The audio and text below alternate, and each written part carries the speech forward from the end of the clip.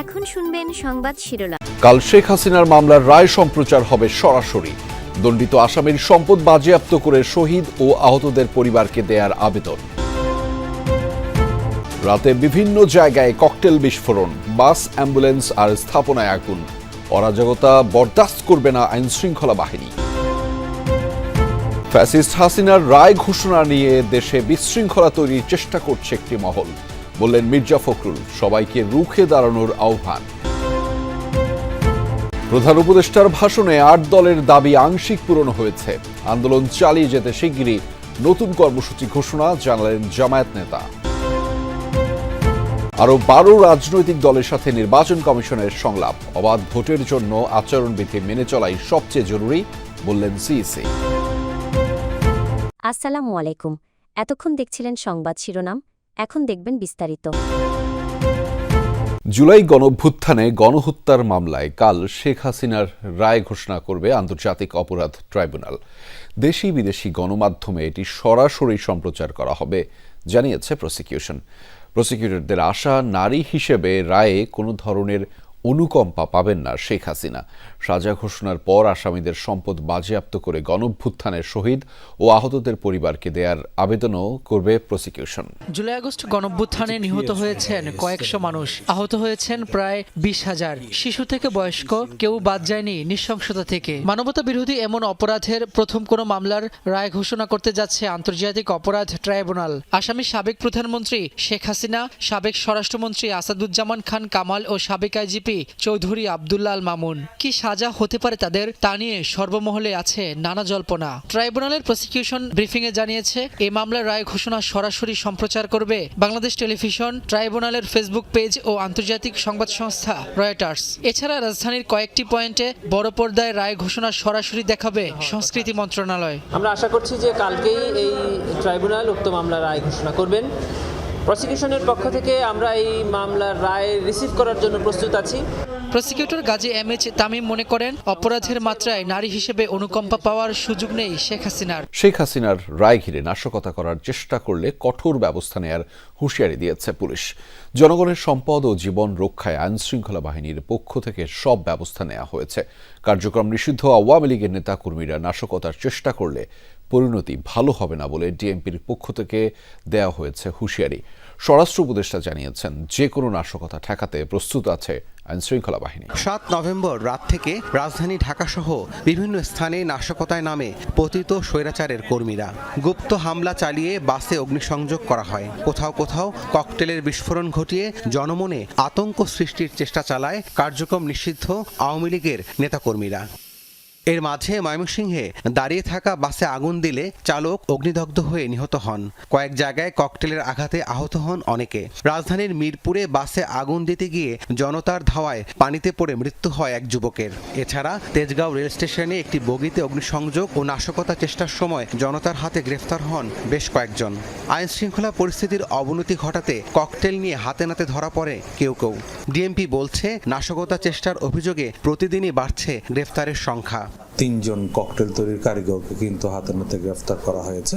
তো আমাদের অভিযান অব্যাহত রয়েছে। আমাদের মূল প্রায়োরিটি হচ্ছে নগরবাসীর জানমালের নিরাপত্তা বিধান করা এবং আইনশৃঙ্খলা পরিস্থিতি স্থিতিশীল রাখা। সেই লক্ষ্যে আমরা কাজ করছি এবং আমাদের নিরাপত্তা পরিকল্পনাগুলো সেভাবেই সাজানো। জুলাই গণহত্যা মামলার রায় ঘিরে কয়েকটি জেলায় যানবাহন, স্থাপনা এবং স্মৃতিস্তম্ভে নাশকতার ঘটনা ঘটেছে। দুর্বৃত্তরা অ্যাম্বুলেন্সে, ব্যাংকে, বাসে পেট্রোল বোমা ও ককটেলের বিস্ফোরণ ঘটিয়ে কিংবা আগুন দিয়ে পালিয়ে যায়।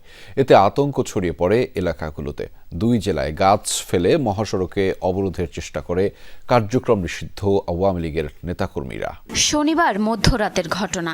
সামাজিক যোগাযোগ মাধ্যমে ছড়িয়ে পড়া একটি ভিডিওতে দেখা যায়, এক যুবক লম্বা একটি লগির মাথায় আগুন জ্বালিয়ে বগুড়ার শেরপুরের গ্রামীণ ব্যাংকের একটি শাখায় আগুন দিচ্ছে।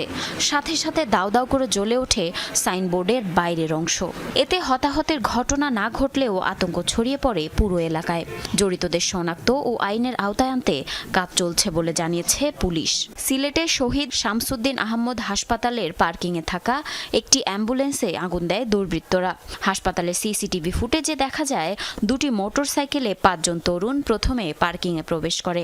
পরে তাদের দেয়া আগুনে পুড়ে যায় অ্যাম্বুলেন্সটি। একই সময়ে কুমারগাঁও বাস স্ট্যান্ডে দাঁড়িয়ে থাকা একটি বাসেও আগুন দেয়া হয়। ফেনীতে জুলাই শহীদদের স্মরণে নির্মিত স্মৃতিস্তম্ভে আগুন দেয় দুর্বৃত্তরা।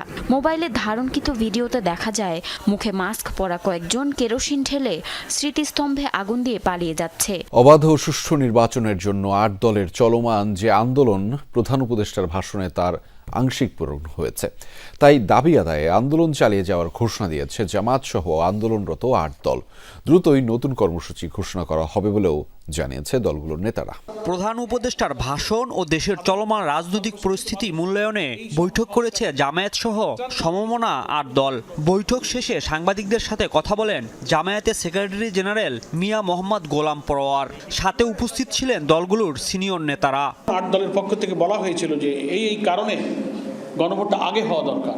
তারা বলেন প্রধান উপদেষ্টার ভাষণে সব রাজনৈতিক সংকট দূরীভূত হয়নি, তাই ৫ দফা দাবিতে ৮ দলের আন্দোলন চলবে। যে আমাদের যে দাবিগুলো এখনো পূরণ হয়নি, আংশিক পূরণ হয়েছে, সেই দাবির সংগ্রামে রাজপথে ৮ দলের কর্মসূচি ইনশাআল্লাহ অব্যাহত থাকবে। দেশের অধিকাংশ জনগণের অনুভূতি, আকাঙ্ক্ষা সরকারের রিয়ালাইজ করা উচিত। নির্বাচন কমিশন কারো পক্ষে কাজ করতে পারবে না বলে জানিয়েছেন CCAMM নাসির উদ্দিন। নির্বাচন ভবনের সম্মেলন কক্ষে রাজনৈতিক দলের সাথে দ্বিতীয় দিনের সংলাপে একথা জানিয়েছেন তিনি। এ সময় নির্বাচনী আচরণবিধি প্রচারের পাশাপাশি গ্রহণযোগ্য পরিবেশ নিশ্চিতে রাজনৈতিক দলগুলোর সহযোগিতা চেয়েছেন সিএসি। সংলাপের শুরুতেই বাধে হট্টগোল, যার সূত্রপাত ইসলামী ঐক্যজোটের চলমান বিভেদ ঘিরে। দলের দুটি অংশই সংলাপে অংশ নিতে চাইলে এক পক্ষের সাথে আরেক পক্ষের বাকবিতণ্ডা শুরু হয়। এ সময় যাদের কাছে আমন্ত্রণপত্র ছিল না তাদের, অর্থাৎ দলটির সাবেক চেয়ারম্যান মুফতি আমিনের ছেলে হাসনাত আমিনীকে বের করে দেয়া হয় সংলাপ থেকে। নির্বাচন সামনে রেখে রাজনৈতিক দলগুলোর সাথে ধারাবাহিক আলোচনার অংশ হিসেবে রবিবার দ্বিতীয় দিনের সংলাপে বসে নির্বাচন কমিশন। এ সময় কমিশনের উপর আদালতের হস্তক্ষেপ ও নির্বাচনে পেশি শক্তির ব্যবহার বন্ধের দাবি জানানো হয়। উচ্চ আদালত বসে যদি আপনাদেরকে প্রত্যেকটা ঘটনায় ইন্টারফেয়ার করতে থাকে তো আপনাদের তো কাজ করারও সুযোগ থাকবে না। সিসি ক্যামেরার বিষয়টা একটু মাথায় রাখতে হবে। নির্বাচনে কালো টাকার ছড়াছড়ি বন্ধ করা, সোশ্যাল মিডিয়ার প্রচারের বিষয়ে নীতিমালা সুস্পষ্ট করতে হবে।